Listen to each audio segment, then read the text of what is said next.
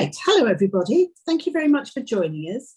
My name is Frances Crook and I'm co-convener with Baroness de Souza of the Commission on Political Power. And the Commission is a group of people who are working to find solutions to our failing democracy. And our first publication was a paper setting out the options for the future of the head of state, and it's available on our website, and it's the topic of what our guests are going to be talking about today. So today's discussion builds on that paper and involves two of the country's most distinguished and eminent thinkers on the subject. Alex Hall Hall is a former ambassador, a Brexit counsellor, working in Georgia, Washington, and with Downing Street. She famously resigned over the untruths being told about Brexit, and she now writes about the Constitution in Byline Times and amongst other places. Polly Toynbee is a Guardian social commentator and former BBC social affairs editor, and she's written 9 books about life in Britain today. Both of our discussants agree that change is needed, but they have different views on what that should look like. I'm going to ask each of them to say just a few words to start, to introduce the conversation, and then I'm going to leave them to it to talk to each other informally and to explore those differences and what solutions they can come up with. Please feel free to join in by using the chat function, and I'll keep an eye on that. And we will post the conversation on YouTube so it can be viewed afterwards. Thank you for joining us today. And Polly, I'm going over to you first, and I'm going to disappear. Well, there's no doubt that our Commission is going through every kind of dysfunction in our Constitution, and there are many of them. But today we're going to talk particularly about one. I mean, they all tend to hang together. Once you undo one bit of the knitting, other bits come undone too, and you realise how much one thing depends upon another. But today we're going to talk about the nature of the monarchy and why we have one, whether it's a good idea to continue with one, why it is so little questioned, why it's the part of the Constitution that on the whole is often regarded as the most solid, whereas other things are breaking apart. But I think it's a very good time that we're talking about this week. We have just been through a constitutional upheaval and nearly a threat to the whole system itself. When you have a rogue prime minister who doesn't believe in rules, and he certainly doesn't believe rules apply to him, he doesn't even seem to know what the rules are or to care very much or to consider that they're important. He has tested the boundaries of this Constitution in ways that show how fragile it is. Jonathan Sumption, distinguished lawyer, writing this week in the Sunday Times, was talking about that very fragility and how perilous it seems right now. And we've had Boris Johnson more or less refusing to go, despite the fact that his party wanted him to go, and there seemed for a moment to be no way of getting rid of him. And when they threatened to push him, there were even threats that he might suddenly call an election, not because one was really needed, but simply in order to bring the whole house down around his ears, in order to take revenge on his own party for unseating him. I mean, that didn't actually happen. Then the question would have arisen, a very important one. He would have to go to the Queen and ask her for a dissolution of Parliament. Well, what would or should the Queen have done? And the Queen is supposed to defer to the Prime Minister and ask the Prime Minister's advice for what she should do. But here would be a situation where a very elderly and frail Queen would be expected to call this one out. Well, is it a matter of the handful of courtiers she has around her, selected by her? Is it up to the Prime Minister himself? It would have been a very perilous situation indeed, had she either agreed or not agreed to that. And I think that has exposed quite how vulnerable we are for not having an elected head of state. I'll stop there, let Alex come in at this point. We'll be taking up a lot of those threads in the course of this talk. Thank you, Frances, and thank you, Polly, and welcome to everybody who's dialed in. it was pointed out to me that I appear to be sat in front of a sword, but I'm not quite there yet in terms of decapitating our monarchy. I'm not quite there yet. And the way I've thought about the issue is I definitely agree with Polly that the behaviour of the government in the last few years has exposed the vulnerability of our political system and our democracy when we have a prime minister and a party in power that is willing to push beyond the norms of our unwritten constitution. So it has definitely exposed. In other countries, you might have an elected head of state who could act as a bulwark against that executive overreach.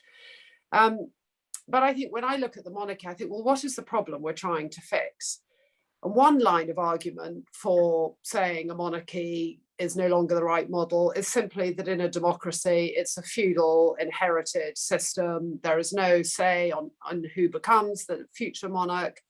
It cascades a system of privilege and deference and class throughout British society, which is very unhealthy, and then gets replicated through the House of Lords and so forth. And it's expensive and it doesn't have a lot of transparency around it. And I sympathise with all of those points of view. I think it does seem a bit odd to me, especially now I'm married to an American and spend quite a lot of time over there. Looking back over here, although Americans enjoy the pomp and pageantry of the royal family as much as a lot of Brits do, it also does look a bit odd to have dukes and duchesses and earls and countesses in a modern world. So there's that kind of feudal argument against it. But for me, the bigger issue is the one you've raised, and you wrote about it brilliantly earlier this year, saying the biggest problem is precisely that we have a head of state who doesn't have any power. The whole point about our Queen is that she's been very good about staying studiously neutral when there have been times in the recent few years when we could have done with somebody acting as a check. So then that leads me to the second thought is, well, what is the solution? And is the solution to abolish the monarchy, or is the solution to try and reform other parts of the system and create different checks and balances?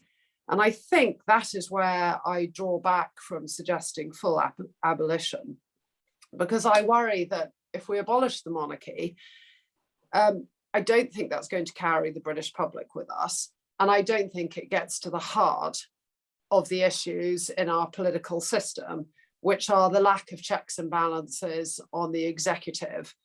And if you replace, people always say, well, the obvious alternative to a constitutional monarchy is an elected president. But my worry is that that will just create more problems than it will solve.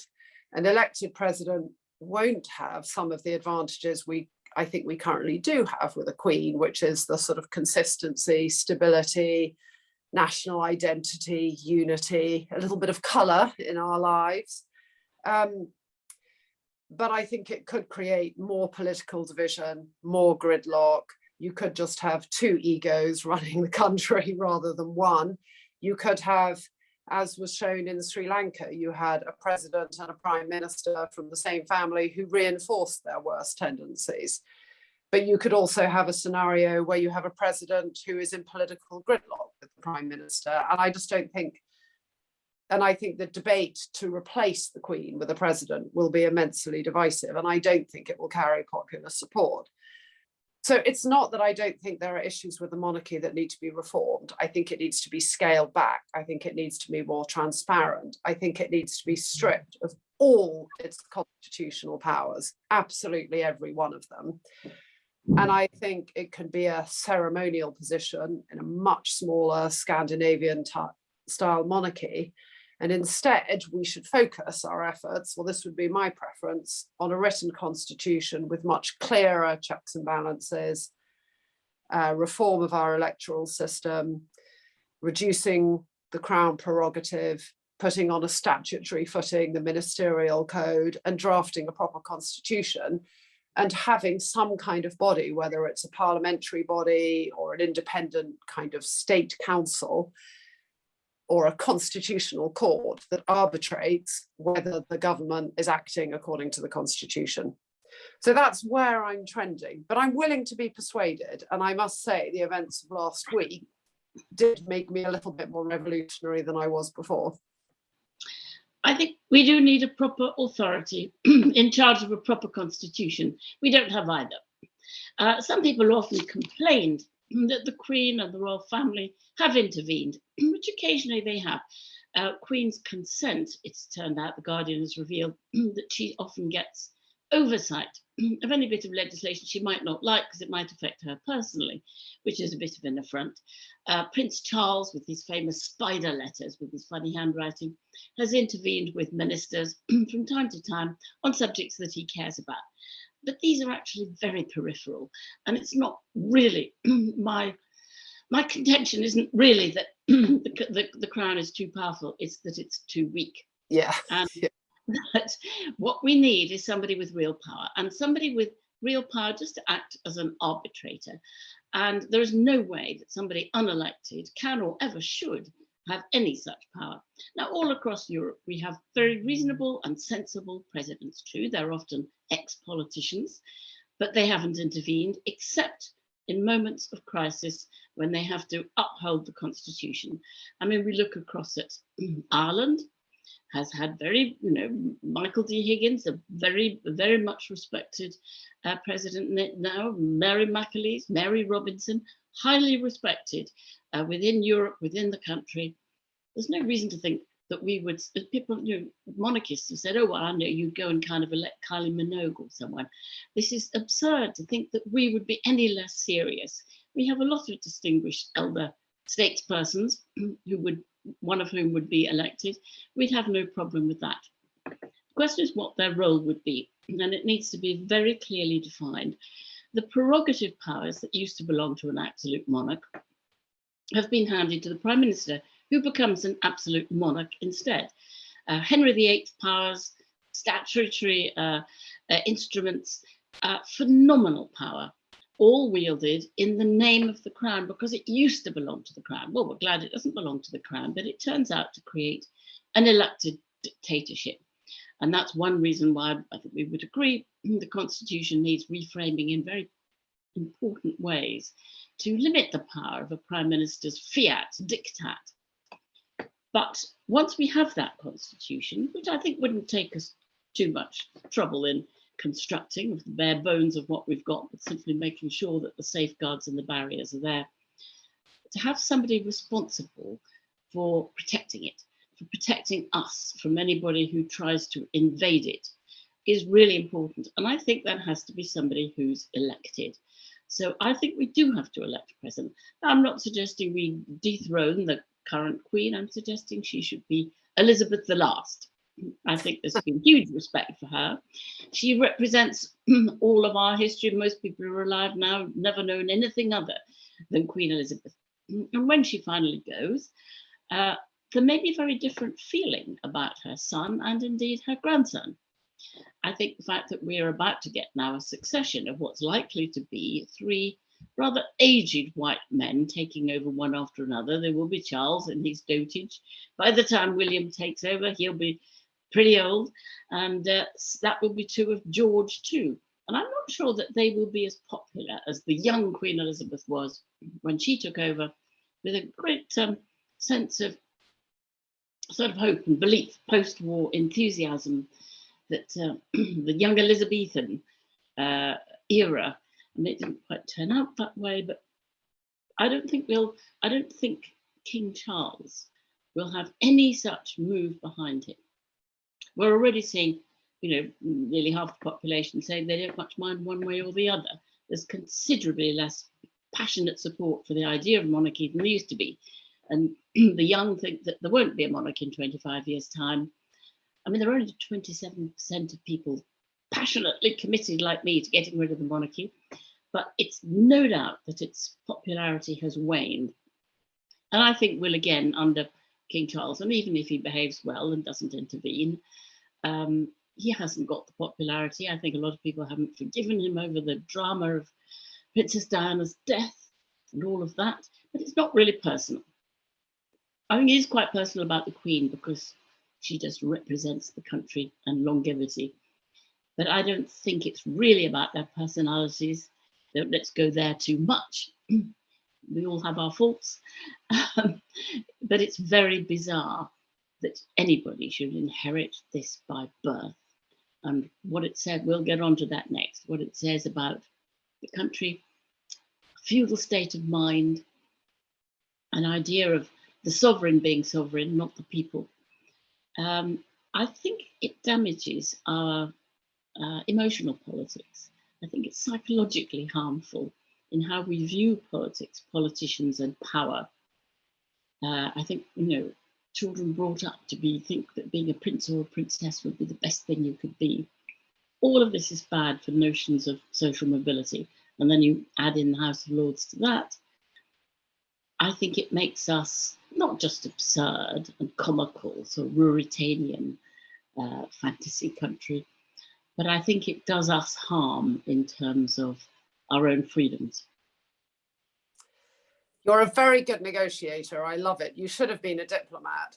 I agree with you. It's nothing to do with personality. And I think one of the reasons the monarchy has survived is because we happen to have been fortunate to have had a queen who has grown with the role and provided that sense of continuity and stability. But it shouldn't be about personality, because we have no say who is the king or the queen. It's just automatic. It's actually the principle of the issue that you shouldn't just inherit such an influential position by birth. So I definitely agree with you on that. I think what I worry about is whether I share your same faith, that we can be trusted to come up with a system that is better and that we don't throw the baby out with the bathwater. I agree with you. There are models of very reputable presidents, and I think the Irish model is a really impressive one. And somebody sent me a link yesterday to read more about the background of the role of the president in Ireland, who is advised by a council of state, and it looked like a really good model. So I'm persuaded it can work. That I don't doubt. The question is whether we can achieve that transition, or whether such a monumental reform will cause even more damage and prove even more divisive in our very fractured political society right now. And it becomes yet another argument that fractures our society. And will whoever is elected represent the unity of the United Kingdom, or will that person be seen as an English president and not really capturing the spirit of the nation as a whole? It may be that many people in Scotland or Ireland or Wales already don't think the Queen encapsulates them. I mean, she is the head of the Church of England, and that by itself is quite exclusive. So I think I'm just being a little bit feeble here, because I agree with you intellectually on the case. But my worry is can we manage that transition? The interesting thing for me is that Brexiteers, having initiated a massive change in the UK through us withdrawing from the EU, in theory, if they are arguing we should be truly independent and modernised and out of the EU, they should be arguing and they should be leading that charge to take back control. And what's interesting for me about the Brexiteers is they want to take us back to the 1950s, and they're wrapping themselves in the flag and the monarchy and Churchill and Rule Britannia and all the rest of it. But I guess, my real concern is whether we can do it, because I'm persuaded by your arguments on the logic of it. And I'm very persuaded that the continuation of a monarchy cascades through in this form of, I was a crown servant, and I find it very offensive when I saw Theresa May curtsying to the monarch. It just looks totally wrong to me now. Or Theresa May curtsying to Prince William. It just looks totally out of kilter. So I have quite a problem just with it as a philosophy, that we have inherited kings and queens and that feudal side. I feel the constitutional issue can be resolved through other means. But back to you. Okay, well, you're right. That faith, can we get there as a country, and can we do it without just creating more problems? Well, any change in this country is incredibly difficult unless it's done randomly, wildly, roguishly by someone like Boris Johnson, who's just a battering ram. He's not really creating thoughtful change, just grabbing at what he can get. But I think any constitutional change in this country is incredibly difficult, and our commission has to consider this very carefully. I mean, what it would take, of course, is a royal commission that looked at all aspects of the constitution and kept them in some sort of balance. And that means abolition of the House of Lords, which more or less everybody's agreed with. I mean, since 1911, we have tried to have abolition of the House of Lords, and in principle, everybody said yes. In practice, the House of Lords itself always finds a good reason why not. But also, there is always an unholy alliance between traditionalists on the right and people on the left who have different ideas of what should replace it. And so, you know, whether it should be, you know, regions and nations based, what kind of democracy should it be? It mustn't be a direct democracy that directly conflicts with the House of Commons. We've seen in America that it's dangerous to have two houses with rights, with powers and an authority drawn in the same way. You'd still want a weaker House of Lords, but still want it to be stronger than it is now. Once you start thinking about these things, they are very, very difficult. I think actually the easy bit is a president. That's quite simple compared with that. I mean, I hope that if we have a change of government next time, maybe there'll be a coalition, quite likely. I hope that the Liberal Democrats will this time insist on having a change to the voting system. But that's going to be very difficult too. We've already had one referendum on a very modest change to it, an AV system. To have another referendum, well, we've seen how wrong referendums can go. It's quite difficult to explain to people. We discovered in the AV referendum how the system works now, let alone how it should work. And people's understanding of the electoral system is not very strong. But nevertheless, you know, I would put that as the most important thing to do first, would be the electoral system, because it is so grotesque that we have governments with these absolute powers, prime ministers with these absolute powers, elected, never elected by the majority of the people. The majority are always against them. And so I think that's probably where I would begin as the priority, and possibly the most difficult part of it. But all of it has to come together with the reform of the Lords, with the idea of an elected president. And I think the arrival of King Charles, it'll be a moment when actually the nature of the monarchy detaches from all sorts of feelings people have about the present Queen and our recent history. So I think you're right. I was going to use the same analogy myself, except we stole it at the beginning, which is once you start looking at our constitution and you start unraveling it, it's like a loose thread. You pull at one bit and other bits of it begin to unravel. So I certainly think discussing the future of the monarchy, it has to take place in that wider debate and that wider context. What do you replace it with? And is that the only reform that's necessary, or are there other ones? And like you, I feel the priority has to be our electoral system, and getting more checks and balances on the executive through having an elected second chamber. But I also like the idea of having the courts be able to act as more of a check and balance. And at the moment they can't, because we don't have a written constitution. There is no unimpeachable standard to which governments can be held to account. And if the courts rule in a way that the government doesn't like, because Parliament is sovereign, the government can just rewrite the law and then they can overturn that precedent. And what's different for me with this government, because one of the issues we were debating just before we came live is, could you argue that the events of the last few weeks and months have shown that our democracy is actually working, albeit in a very flawed way, and for many people a little bit too late. But the fact that there has been this backlash against Boris Johnson, that the members of his party have understood that he is now a liability, that he has tarnished the office, that he has been breaching the code, and that the reputation of our political system is at stake, arguably our system is now self-correcting. And just before we came on air, I was arguing that unfortunately, I don't think that's quite the case, because this government has shown itself willing to push the boundaries and to try and change the laws so that even those informal checks and balances are eroded. So we've seen them trying to amend the electoral laws. We've seen them trying to curtail the power of judicial review.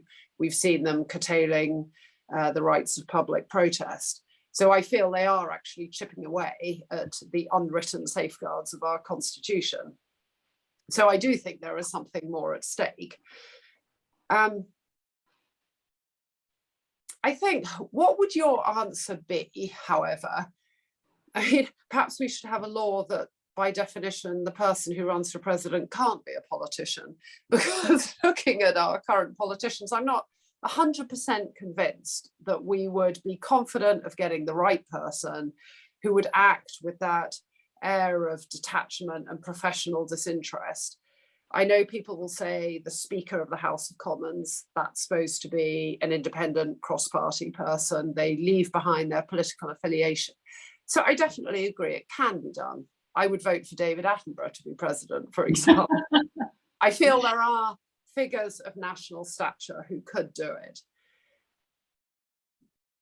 What would happen if you got a president who worked in cahoots with the Prime Minister? Or what would happen if you had a Prime Minister and a president at loggerheads and they were both claiming they had a mandate from the people? And I know that Boris Johnson has been trying to claim that he has won a mandate and that this mandate is quite personal. That's not how our parliamentary system works.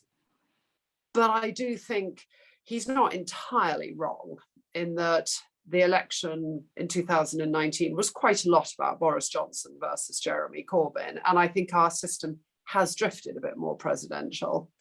So could a different reform be just to recognise that and allow the Prime Minister that, but create a different body, for example, in our courts and constitution to act as the check, rather than creating another political figure as our head of state and risking compounding the problems? Just to turn it. Our president would have themselves very, very constrained powers. They would be there as a guarantor of the constitution, and that's more or less it. Nothing else. So they wouldn't have powers. There wouldn't be any conflict. I don't think we've come across cases across Europe, mostly has presidents, where there have been conflicts, except over questions of the constitution itself. I don't think there's been a sort of separate political power base, even in countries. It has. In Italy, the president tried to get rid of Berlusconi. So it does happen. But that's because they thought he seriously abused the constitution, changed laws to suit himself, changed the nature of the Senate. I mean, he did the most outrageous things in order to support himself and his party, to prevent himself being prosecuted. I mean, I think that's exactly the sort of situation with a rogue prime minister, where you do want the president to step in and say, thus far and no further. Yeah. And that wasn't a personal or a party political question. That really was a question of propriety, and I think that's what a president is for. And even in the turbulence of Italian politics since the war, which have been very turbulent, actually the role of president has been pretty stable and has not come into much political conflict with the comings and goings of short-lived governments. I think the question of the law is interesting because it's much more influenced by politics than you would think. Take something like the Good Law Project, which has been very good at bringing lots of JR cases, judicial review cases, challenging the legality of a lot of what the government has done, proroguing Parliament and other things, taken cases to court. They have found that since the government threatened to change, to diminish their powers and warned them that judge-made law is not what we want. Parliament makes laws, not judges, and made it quite a sort of. They made quite an aggressive assault on the judiciary.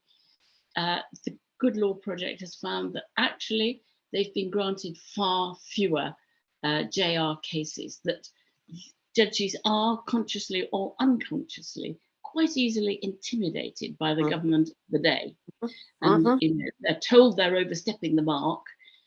They step back, but I don't think they were overstepping the mark. So I don't quite think that's the answer on its own. I just think, it is a constitution that we need that draws the line much more clearly as to who's responsible for what. But because our constitution is so vague, an awful lot does end up in the courts. And in that sense, I do think that's right. I don't think the courts should make laws, and they tend to be reluctant to, except when there really is no alternative. They tend to send things back to Parliament rather than change laws in fundamental ways. But you know, the idea that judges are above politics, I'm afraid they get swept along in it too. Can I break in, because something's happened that you should know about, which is Boris Johnson has stopped Labour's attempt to call a vote of no confidence. How has he done Which kind of, I think, on what grounds? I'm not sure. It's just broken. And I thought it is exactly what you're talking about. How do you stop it? That's a very stupid thing to do, because he would have won it. I don't know what, and it shows a level of derangement, but as I haven't seen the context in which he's done it, because he would almost certainly have won it. I mean, the Conservatives will never, ever vote for a Labour motion. And they would say, well, this is only a caretaker government anyway. But the whole nature of Boris Johnson's position is outrageous. And again, that's because we haven't got a proper constitution. Nobody knows what a caretaker government is supposed to be, or whether such a thing really exists. So one of the issues from last week that I found really troubling, as I think it was on the BBC, it wasn't Nicholas Witchell, but it was another one of these reporters who was saying in sort of breathless hushed tones, and of course the palace will be watching very carefully what's going on, and the golden triumvirate of the cabinet secretary, the prime minister's private secretary, and Buckingham Palace will be following events very closely, but it's absolutely correct that the Queen will not step in. And that was the moment for me. It's like, well, what the hell's the point then? I mean, why are we going through this sort of hush hush, arcane backroom discussions about the future of the Prime Minister, and Buckingham Palace is being closely informed in order to brief the Queen, who can still do nothing about it? I mean, that did somewhat expose to me the absurdity of our current system, in that the Queen is informed, she's consulted, but when push comes to shove, she can't really do anything. So again, if we were to keep a monarchy, I think we have to have a lot more transparency and much clearer guidelines about how they operate. And I know there's been a lot of scandal about the fact that the royal family have been able to influence behind the scenes. They don't reveal, there's much less transparency about their finances. We don't have a say in which charities they get involved in. So I definitely think there is a huge need for reform and scaling back of our royal family. You are persuading me on the idea for more radical reform. But when I've talked about this, and admittedly it's a very unscientific way of gathering views, but I have sort of tried to read a lot about it. I do feel a monarchy has some advantages, however. I mean, they do, I think, provide a figurehead. I do feel they have commanded affection. That may be the personality of the Queen. I do think they create a sense of Britishness and a distinctiveness. I think they have created a role of identity. And again, I'm not ruling out that we can get a president who can take on those roles and who can embody that. And again, I look to Ireland and I feel they've been very lucky. They've had some very good presidents. But I do worry about how we would get there ourselves. And is this a reform that the British public will get behind and embrace? Well, it certainly won't happen if they don't. But what we're here to do, since neither you or I have any power, is to argue and persuade and discuss, to open the discussion, to get people thinking, to make people think, because things have always been this way, it doesn't mean things always have to be this way. Because we've done it like this, it doesn't mean it's the best way to do it. Other countries sometimes do things better than we do, but we're not very good ever admitting that, I'm afraid. It's a slight failure of imagination to assume that this is the best we can do. It's a great failure of imagination. And I wrote about that in an article in March saying, you know, there's plenty of things that define to be British, and it doesn't have to be embodied in the form of the monarchy. It's just that's the most visible package. Francis, what are people saying on the chat? I suspect there's a lot of sympathy with Holly's views, which I'm fine with. There's some interesting questions being posed. Yeah. And Michael Cook, who I think doesn't live in this country, asked about the Commonwealth and the future of the Commonwealth. I mean, how would that work? Which I thought was an interesting question. Other people have mentioned the FOI exemptions and things like that. And I think people are concerned about what will happen when it's Charles.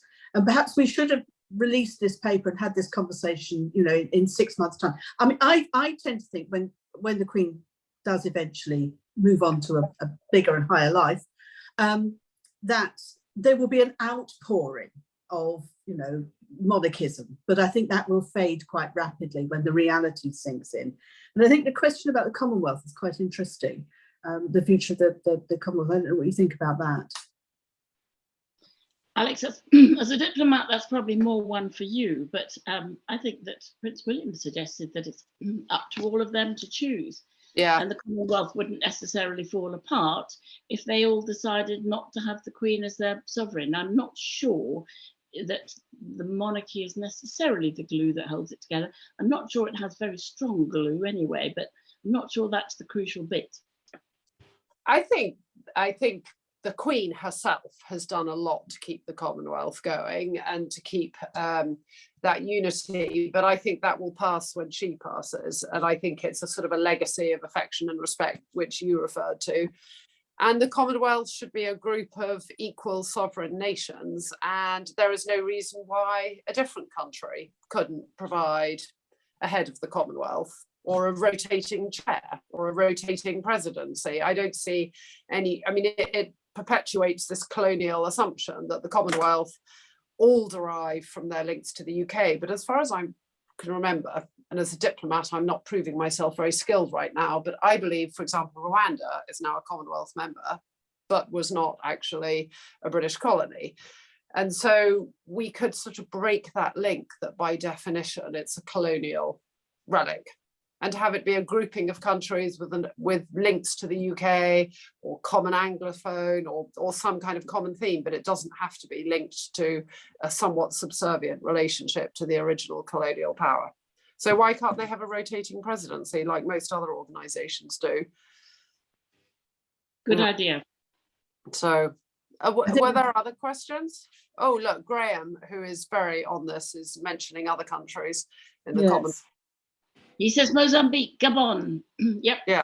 Very odd organisation indeed. And the fact that more countries are joining with no colonial connections, I mean, might maybe make it stronger because, you know, for goodness sake, ex-empire is not the best advertisement for it.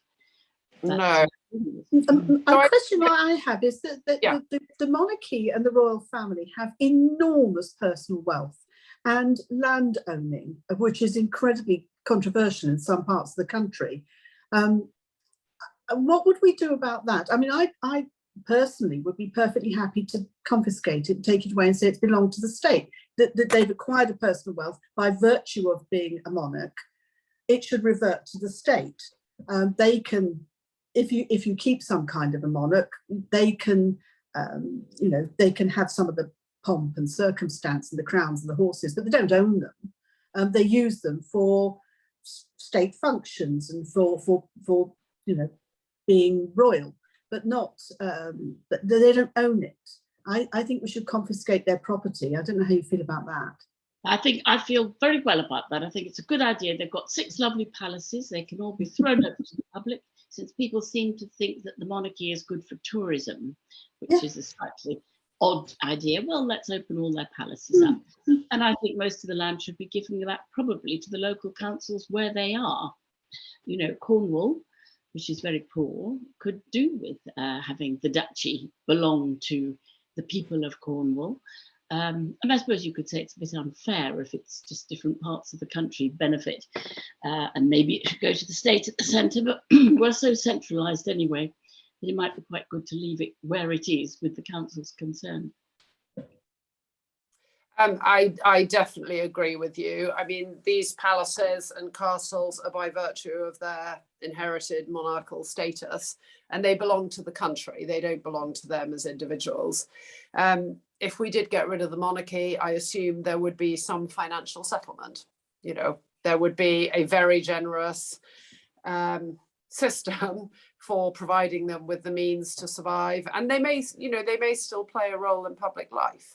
People might still want them to be opening charities and things, but that would be private. My real issue is the constitutional one, about separating out the constitutional roles and providing more checks and balances. But yes, I think their public wealth would be shared, definitely. I've got a question. There's a really red herring. The one is a complete red herring. I know the reference that's always made is to the French and Versailles, but France is the most visited country in the world. They do not have a monarchy, but people flock to see their exhibitions and their museums and their palaces and their chateaux, and there's no reason why we couldn't have that. And the pomp and pageantry, again, I think it's because I've spent so much time in the US, where I partly spent a lot of time in lockdown. When I was here, I just bought into it, and I watched the breathless BBC coverage of royal events, and I just sort of bought into it, and isn't this marvellous, and aren't we wonderful, and aren't we lucky? With the benefit of distance, I was watching the parade of the Knights of the Garters recently, and it just looked absurd to me. And suddenly, instead of thinking, isn't this marvellous and historical, I was like, what the hell, in the 21st century, are we still having these absurd charades? And I was watching Wimbledon at the weekend, and I think Catherine, she actually is a very sporty person herself. I think it's nice to have her there as president of the Wimbledon club. But to have Prince George in a suit sitting there, it just looked odd to me. So I feel like my views have changed a lot. And you know, I'm nearly 60. What the younger generation make of this? I think it just looks increasingly out of place. And if Prince Charles is crowned as the king, will he have a ceremony like the Queen's with everyone in their ermine? You know, we look back at those black and white images, but they are like from another century. I think I've won. Alex, I think we all agree. When we first asked you to do this, your position has moved. Yes, well, I think, you know, I've been arguing with myself. I mean, those of you who follow me on Twitter will have seen I've been on a trajectory from sort of middle-class girl from Sussex who was a crown servant to increasingly outspoken and increasingly radical. So I've been arguing to try and sort of play devil's advocate. But I don't disagree with the case you make. Whether we can get there is another matter, but I absolutely think we need to have a debate. We shouldn't just rest on our laurel. But it's not just about the monarch, it's about it's much wider. I think that's fantastic. Alex, can I just say, before we go, how much I admire how brave you were to resign over being expected to deliver lies on behalf of the British government, and you just refused to do it. And we've just sat through an era of the Boris era where too few civil servants have resigned, have stood up against often being expected to tolerate or turn a blind eye to tremendous dishonesty and mendacity. So well done you, and I wish there were more like you. Thank you. Thank you. That's been fantastic. Thank you both so much. For those people who've been watching, do have a look at the Commission's website, because the paper we wrote includes all sorts of possibilities for reform. But Polly and Alex, thank you so much. We'll put this on YouTube, and I apologise for breaking in the beginning, but I think it was so important to know. It's been a really interesting discussion, and I really like a discussion where people start from different perspectives and then end up agreeing. And I think it's got something to do with being wonderful women. Thank you, wonderful women. I think it's something to do with Polly. There's something about me too. Thank you. Thank you very much, everybody. Thank you. Bye. Okay.